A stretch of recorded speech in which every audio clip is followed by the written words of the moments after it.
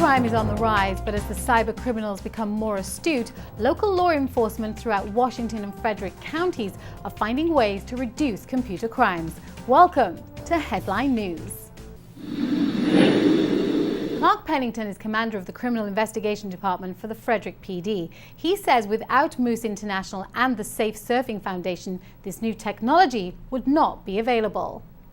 The Moose Association donated the money to Safe Surfing Foundations, so they are actually providing this resource through the Safe Surfing Foundations to these local agencies.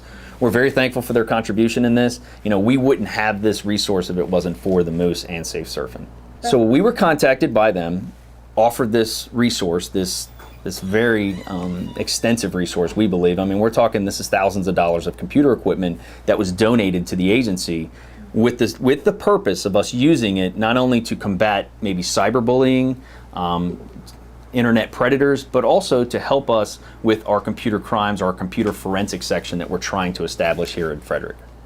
If Maryland State Police is flagged with some internet predator, or we're notified of some ongoing investigation that's transcended into Frederick City, then we will be able to use this resource to conduct a local investigation rather than sending that investigation out or relying solely on the Maryland State Police computer crime section to track and to gather the evidence. So it's not an end-all be-all, it's not the panacea, if you will, but what it is it's an additional resource. It's an additional way for us to not only assist Maryland State Police, Frederick County Sheriff's Office, or any other state that's conducting the investigation. It allows us to localize the investigation for Frederick City and gather our own evidence and proceed with prosecution within our own jurisdiction.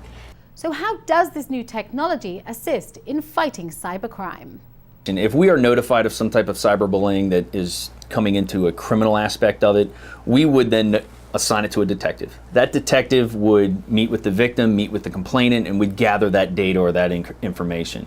Once we get the information, this computer will help us gather that evidence, if you will, by using the internet, by using some of the other resources that'll be available through software, not only hardware, but the software that's available to help us track and maintain that evidence for presentation in court. Just because we get the data doesn't mean that it's easy to present. This computer and software that we'll use will help us present that information in court more effectively.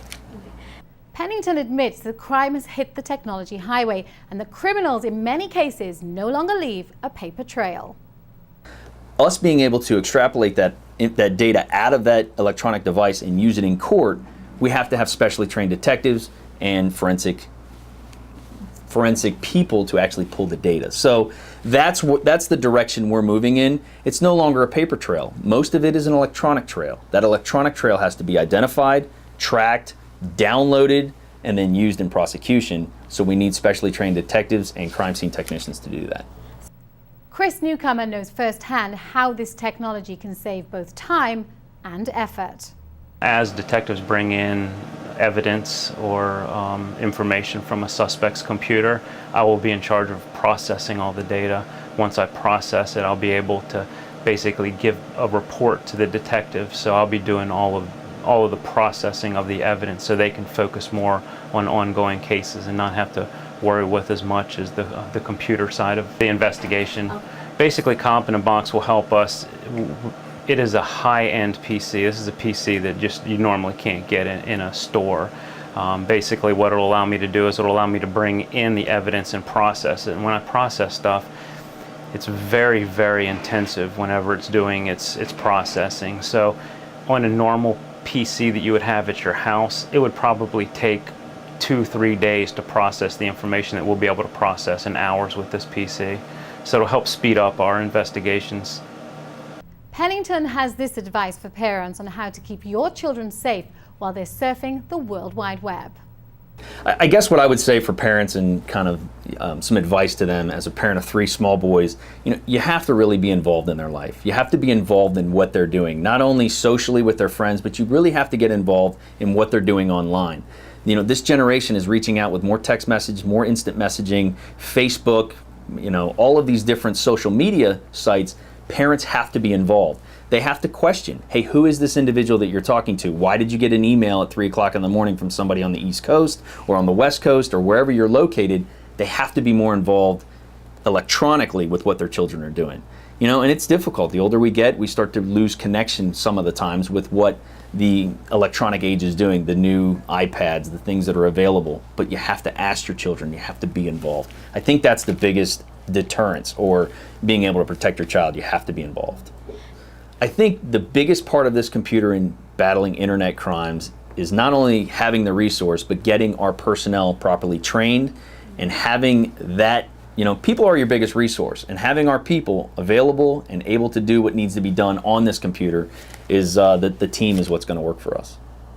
Well, I mean, instead of looking at it computer forensics, I mean, just look at it as the word forensics. What we're doing is we're just taking information and we are just dissecting that information to get all the facts out of it. So whether you're talking about forensics on any case or computer, I mean, basically what we're doing is we're taking anything electronic, whether it's a phone, PC, a laptop, a hard drive, a thumb drive.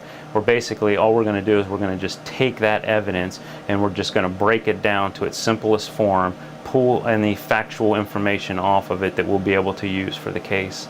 Well, it's huge, because now that we have it localized here at the Frederick Police Department, we don't have to wait for things. So since we have it here on site, if we have a case that's local or in Frederick County that we can help out with, typically what we've had to do in the past is we'd have to acquire the evidence and then we'd have to send it off to Maryland State Police Labs, which can be very time intensive. So now that it's local, we have it right here. We can pull it in, and if it's something that we have to work on immediately, we can start working on it immediately with this cop in the box, where we're not relying on the Maryland State Police now. So it's helping not only us out in immediate, we're also taking a huge workload off of Maryland State Police now, because we're doing all of our stuff in-house at this point. I think what not only Hagerstown, Frederick, this region needs to be aware of is it is happening. We can't turn a blind eye to it just because we don't see it on our telephones or on our TVs. We have to realize that it is occurring. We have to ask the questions: what are our children doing? How are they reaching out to their friends, whether locally or across this country? And we have to be involved. So the biggest recommendation I would have is to be involved in the children, in your children's lives, but also be involved electronically with what they're doing. Thanks for watching. Until next time on Headline News, cheerio.